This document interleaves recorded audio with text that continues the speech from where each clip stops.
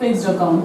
Recurring account, recurring मतलब बार बार, RD मतलब कि यहाँ पे क्या है, आप रोजाना का जो आपका इनकम है या मंथली आपकी इनकम है, आप थोड़ा उसमें से पैसा बचा रहे हैं और बैंक में जमा मंथली कर रहे हैं, तो वो आपका किस में जाएगा, रिकरिंग अकाउंट में। डिमांड में आपका जाता है saving account and current account. Saving और करंट अकाउंट आपको मालूम ही है, सेविंग अकाउंट और करंट अकाउंट में जब चाहे पैसा डाल सकते हैं, जब पैसा निकाल सकते हैं। यहाँ पे क्या है, टाइम, एक लिमिट टाइम डिसाइड कर दिया जाता है। तो बस आपको इतना माइंड में रखना है। एनडीडीएल क्या है, एनडीडीएल है net demand and time liabilities. ये हमारे जो बेस्ड है, अकाउंट बेस्ड है।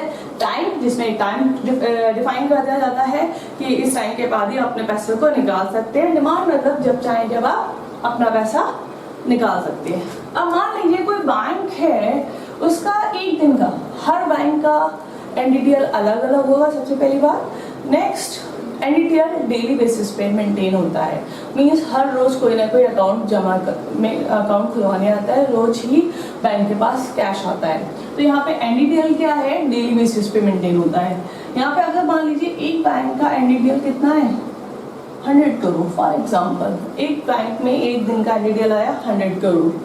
अब आरबीआई ने कहा जो आपका ये है एनडीडीएल, उसमें से हमें कितना दे दीजिए, 4%। 4% मतलब 4 करोड़। ये हमें 4 करोड़ किसको देना है, आरबीआई को। और ये किस फॉर्म में होगा, कैश की फॉर्म में होगा। ये हमें 4% आरबीआई को देना हो, ये कैश के फॉर्म में होगा। मीन्स अब हमारे पास यहाँ पे कितना अमाउंट बचा रिमेनिंग, 96 करोड़। ठीक है। अब इसके अलावा ये आरबीआई ने क्यों कहा, क्योंकि हमारी इकोनॉमी में बहुत सी प्रॉब्लम को फेस ना करना पड़े जो अदर कंट्री में आ रही हैं। तो यहाँ पे फाइनली आरबीआई ने ये रूल्स निकाल दिया, रखा था आरबीआई एक्ट 1934 सेक्शन, आरबीआई 1934 में ये बात की गई कि हर बैंक को क्या करना पड़ेगा, एनडीडीएल का 4% आरबीआई को देना पड़ेगा, वो भी कैश की फॉर्म में। अब 4 करोड़ किसको दे दिया, आरबीआई को दे दिया है, जो कि कैश की फॉर्म में है। अब फाइनली जो आपके पास बचा हुआ पैसा वो आपका बैंक का है। नेक्स्ट आते हैं डेफिनेशन पर, एसएलआर। अभी ये खत्म नहीं हुआ, अब इस पे वापस आएंगे, पहले समझते हैं एसएलआर क्या है। एसएलआर स्टैट्यूटरी लिक्विडिटी रेशियो, जो इस समय चल रहा है 20.5, 22%। ये 22% कहा गया है, आरबीआई ने कहा है कि आप हमें 4% तो देंगे, इसके अलावा आपको 25% अपने पास भी मेंटेन करना है इमरजेंसी के लिए। कोई भी प्रॉब्लम है देन आपके पास भी खुद का कैश होना चाहिए। ये नहीं कि आपको कैश में रखना है, आपसे gold, government security, others paper में भी मेंटेन कर सकते हैं, बट आपके पास एसएलआर होना चाहिए। बैंक की एक तरीके से कह दिए ये सेफ्टी के लिए है, ये सेफ्टी के लिए रखा जाता है एसएलआर, स्टैट्यूटरी लिक्विडिटी रेशियो, जो इस समय कितना है 20.5%। ये किसी का है, ये 95 का परसेंटेज नहीं निकालना है, हमें 100 का ही निकालना है। तो यहाँ पे हमारा कितना आ गया, हमने 4% यहाँ पे रखा और सी का ही जब हम रखेंगे तो हमारा कितना आ जाएगा 20.5% इसका, तो हमारा कितना आ रहा है 20.5 करोड़ हम कहाँ रख रहे हैं, 22.5 करोड़, 20.5 करोड़ हम रख रहे हैं एसएलआर में। और हम 20 और 4 को अगर जोड़ेंगे तो हमारा कितना आ जाएगा 24.5 करोड़। हम ऐसा पैसा है जो हमें पब्लिक में नहीं देना है, मतलब 4 करोड़ आरबीआई को दे देना है और जो 20.5 करोड़ है वो हमें अपने पास रखना है। वो किसी भी रूप में सकते हैं, cash, gold, government security, others form में। अब आप जब इसको 100 में से माइनस करेंगे, आपका क्या 100 में से 24.5 जब करोड़ देंगे तो आपके पास बचेगा 75.5 करोड़।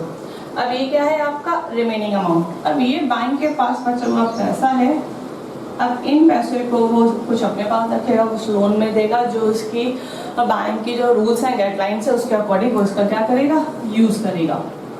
ओके, तो यहाँ पे क्या है, फाइनली आपको ये समझना है 4% ये पैसा आरबीआई को दिया जाएगा, कैश की फॉर्म में दिया जाएगा। 100 करोड़ का 20.5% हमें अपने पास रखना है। अपने पास इन द सेंस एसएलआर के फॉर्म में हमें ये मेंटेन करना है। 25 मतलब कि 20.5 करोड़ एसएलआर के रूप में बैंक में, ये कहाँ रखना है, बैंक में रखना है ये पैसा। ओके, तो सीआरआर आरबीआई के पास, एसएलआर बैंक अपने पास रखती है।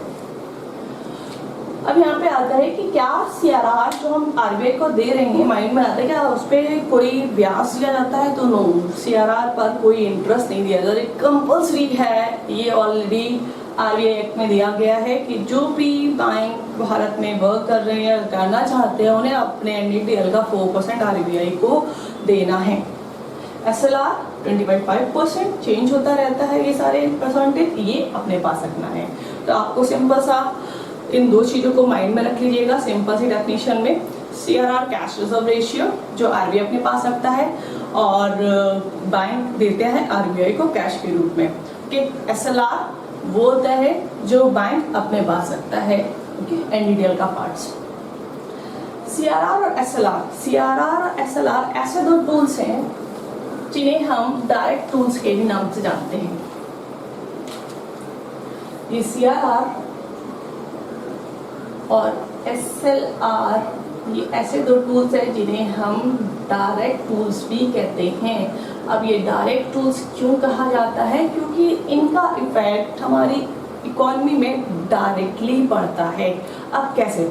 अभी हमने बताया बैंक अपना कितना 4% किसको दे रहा है? आरबीआई को दे रहा है, और ये किस फॉर्म में है? कैश की फॉर्म में है।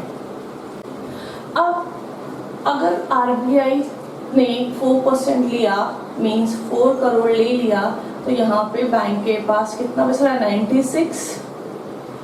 अपना एसएलआर भी निकाल देंगे वो, उसके बाद कितना बच रहा था? 70। इसमें आप सीआरआर को साथ आप प्लस कर लीजिएगा एसएलआर 20.5 करोड़, तो फाइनल बार कितना बच रहा था? 75.5 करोड़ कितना बच रहा था। अब ये क्या है? सीआरआर एसएलआर हमारा इतना बच रहा है फाइनली निकालने के बाद अमाउंट। अगर आरबीआई कह रहा है कि इकॉनमी में मनी का फ्लो ज़्यादा हो रहा है, खूब ज़्यादा हो रहा है, लोगों की डिमांड बढ़ती जा रही है, तो उसका डायरेक्ट असर कैसे पड़ेगा? उसने क्या किया? सीआरआर को इंक्रीज कर दिया, 4 की जगह कितना कर दिया? 5% कर दिया। 5% कर दिया मीन्स अब बैंकों को पैसा अपना 4 की जगह कितना रखना पड़ेगा? 5% रखना पड़ेगा आरबीआई के पास। जब आप 5% रखेंगे तो यहाँ पे आपके पास कितना बचेगा? 95। उसमें आपको क्या करना है? 100 का 20.5 आपको एनडीटीएल भी निकालना है। तो जो यहाँ पर 75 बच रहा था, कितना बचेगा? 74.5 करोड़। मतलब कि आपके पास कम अमाउंट बचा। जब कम अमाउंट आपके पास बचेगा तो आप मार्केट में मनी के सप्लाई को भी क्या करोगे? कम करोगे। मीन्स आप लोन भी कम देना स्टार्ट कर दोगे या महंगा देना स्टार्ट कर दोगे, क्योंकि आपके पास पैसा लिमिटेड है। आप सोचोगे कि क्या करें, मनी का इंटरेस्ट रेट बढ़ जाता है। तो फाइनली ये है, इंटरेस्ट रेट जो बढ़ता है वो भी आरबीआई ही मैनेज करता है, बैंक भी अपने अकॉर्डिंग करते हैं, मगर एक लिमिट आरबीआई द्वारा डिसाइड की जाती है। तो अब आ जाते हैं next, bank rate. Bank rate क्या है?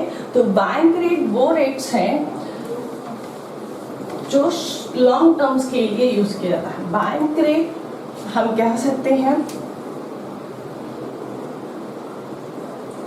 लॉन्ग टर्म प्रोसेस है।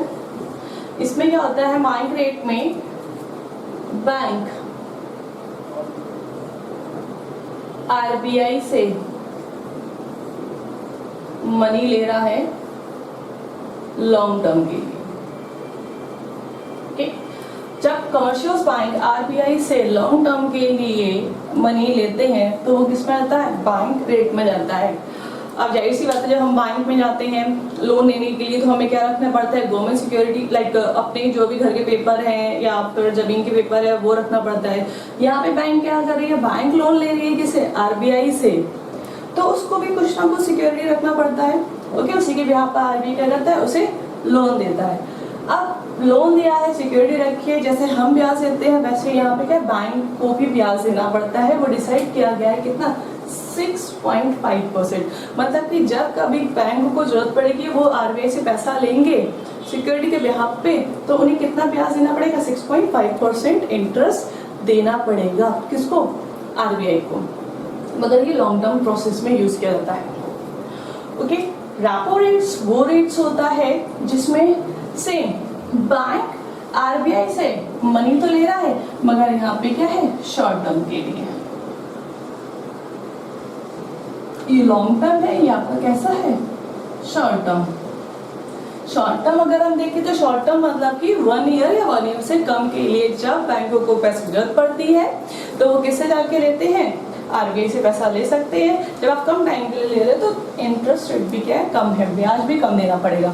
तो जब कमर्शियल बैंक को पैसे की जरूरत पड़ती है तो आरबीआई से पैसा उधार लेते हैं वे आपको सिक्योरिटी, देन उन्हें जो इंटरेस्ट देना पड़ता है वो क्या कहलाता है, रेपो रेट्स।